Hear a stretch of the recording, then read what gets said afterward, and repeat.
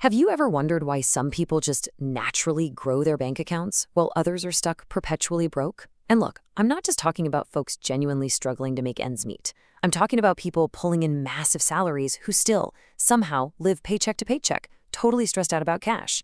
It's honestly one of the greatest mysteries in modern personal finance. But here's the secret. It's actually not a math problem. Welcome to today's Explainer, where we're digging right into the real science of financial success. We're going to decode the 5 rare traits of a wealth mindset and figure out why your own brain might literally be your biggest financial roadblock. Okay, let's dive into this because psychology reveals something super fascinating here. Financial success? It isn't just about how much money your boss drops into your account every 2 weeks. Your salary is just a number. The real determining factor for wealth is 100% psychological. It's deeply tied to how you react to your own impulses. You see, some people don't just naturally save money. They actually have this incredibly rare cognitive ability to question their own instincts right before the world convinces them to swipe their credit card. And the stark reality is, financial failure usually happens in an incredibly tiny window of time. I'm talking 10 seconds. That first 10-second impulse window is literally where fortunes are either protected or lost.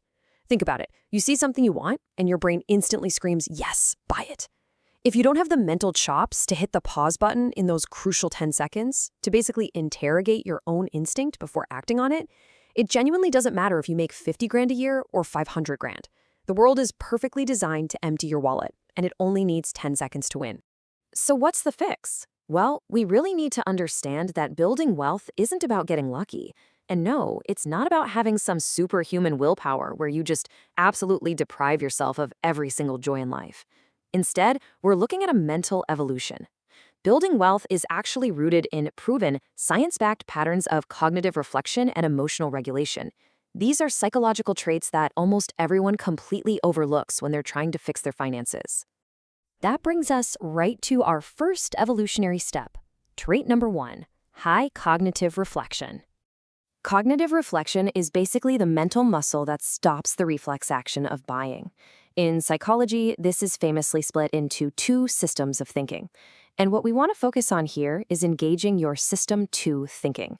System 2 is that slow, logical, deliberate mental process you use to override your impulsive, immediate reward-seeking System 1 brain. System 1 is the guy in your head that freaks out with excitement when you see a massive red sale sign at your favorite store. It gives you a literal dopamine hit. But the wealth mindset, it relies heavily on System 2 to step in and basically be the adult in the room. This represents the exact internal battle going on in your head every single day. On one side, you've got System 1. It craves immediate rewards, and it makes decisions based entirely on short-term feelings. On the flip side is System 2, which is reflective and deeply invested in protecting your long-term systems. Wealthy minds use this cognitive reflection to ask one absolutely crucial question. Does this purchase actually serve my long-term system, or am I just servicing a fleeting emotion right now? They completely refuse to let short-term feelings dictate their financial reality. Once you manage to master that pause, you arrive at trait number 2, emotional regulation. In financial psychology circles, folks often warmly call this the calm money trait. There's this striking psychological truth out there that literally says calm people make more money. And there's a really practical reason for it. I mean, think about the absolute biggest financial mistakes people make. They are almost always driven by panic or ego, right? It's panic selling an investment because the market dipped, or giving into social pressure to buy a car you definitely can't afford just to keep up with the neighbors. By maintaining high emotional regulation, these individuals pause before reacting to market stress or peer pressure. They totally sidestep those expensive, impulsive decisions driven by temporary anxiety or a desperate need for external validation. Basically, calmness is your shield against really expensive mistakes. Moving right along to trait number 3, survival independence. Now, this trait often has profound psychological roots, tracking a direct line from childhood experiences straight to adult wealth. Here's how it plays out. Step 1. Your nervous system learns pretty early on that you are solely responsible for your own safety. Step 2. As an adult, you naturally feel truly safe only when you are the one in direct control of your own income. You start to realize that a standard 9-to-5 job is honestly just a single point of failure. A boss could take it away tomorrow. So step 3, this core survival instinct leads you to aggressively prefer building assets and creating quiet systems that generate income completely on their own. This desire for wealth, it isn't about greed. It's actually a deep-seated biological drive for genuine safety. Next up, we have trait number 4, cognitive flexibility.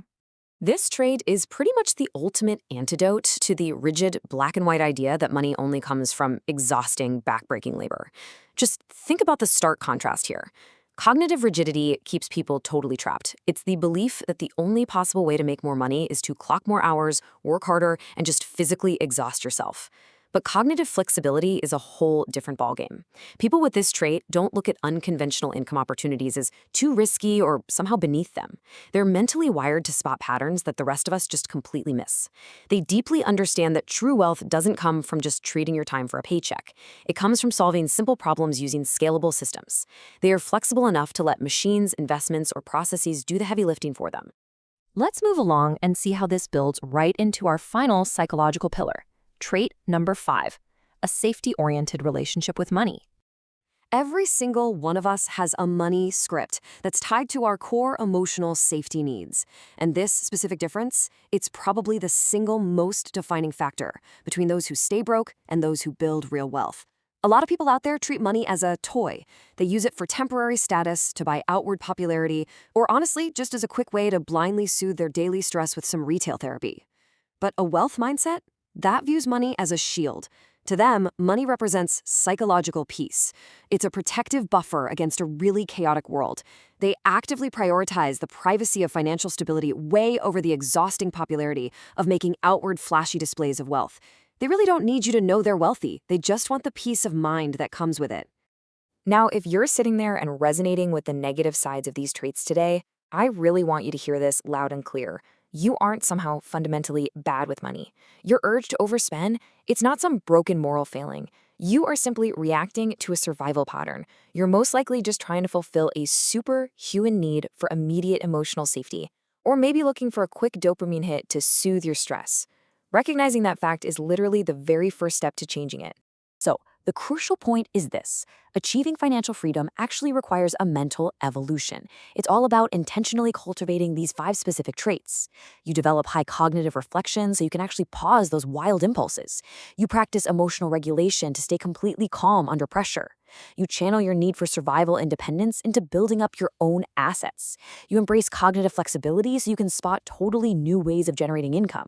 And finally, you adopt a safety-oriented relationship with money, turning it from a flashy toy into a solid protective shield. You are quite simply learning to rewire your brain for a totally different and much more permanent type of freedom. Which leaves us with one final, incredibly important question to ask yourself today as you look at your own finances. Will you continue to trade your hard-earned resources for outward popularity and a boss's approval, or are you going to start trading them for the objective, quiet safety of a system that you actually own? Think about that the next time you get that 10-second impulse to spend. If you want to keep understanding the hidden psychology that most people are completely ignoring, make sure to hit subscribe. Keep learning, keep reflecting, and I'll see you in the next explainer.